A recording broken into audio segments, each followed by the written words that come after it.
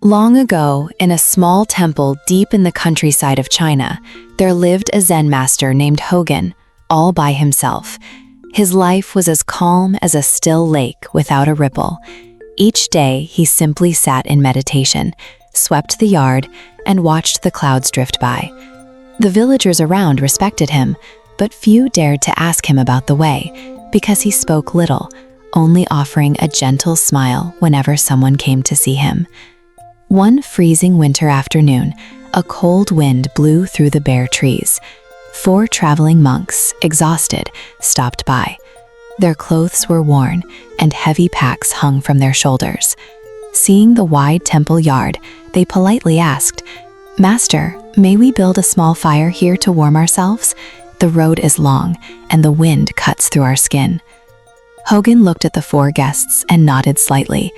"Of course, but you must make the fire yourselves." The 4 monks were delighted and immediately gathered dry branches, arranged stones around them, and lit a fire.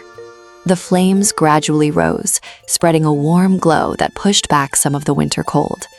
While waiting for the fire to grow, they began discussing the way. Their voices echoed through the quiet courtyard.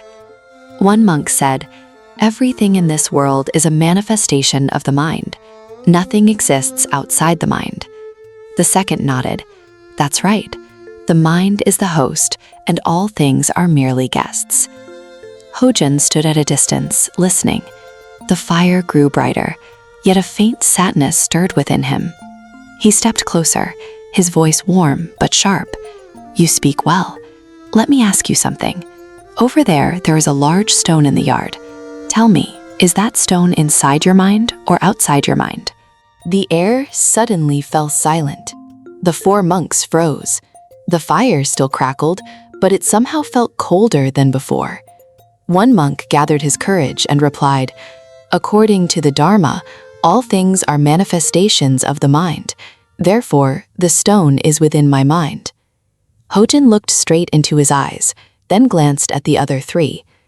He slowly shook his head, a soft laugh escaping from deep within.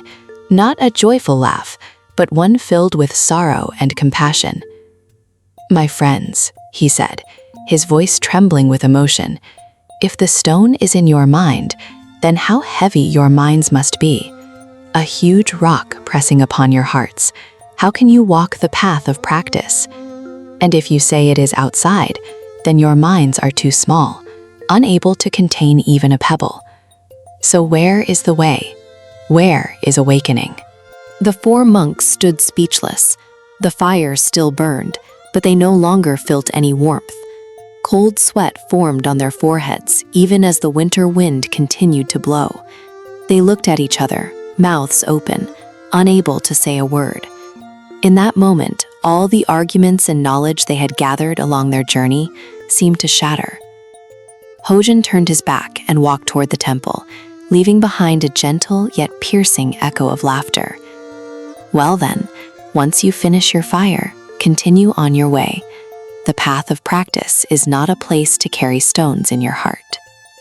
The 4 monks stood there for a long time as the fire slowly died down, ashes drifting in the wind. In silence, they packed up, bowed toward Hojan from afar, and quietly departed. Not a single word was spoken. From that day on, the story of the stone in the mind spread throughout the Zen community. It served as a reminder: do not let anything, whether a truth or a stone, weigh down your heart. Only by living lightly can the mind open wide to receive the true way. The lesson of this story is not to let knowledge or beliefs become a burden in your mind. When we cling to theories, we easily lose our freedom and the ability to see reality as it is. The lighter the mind, the clearer it becomes. The more open it is, the deeper it understands. Let go a little more, live simply, and directly experience things as they are, instead of trying to define or control them. That is the path to awakened freedom.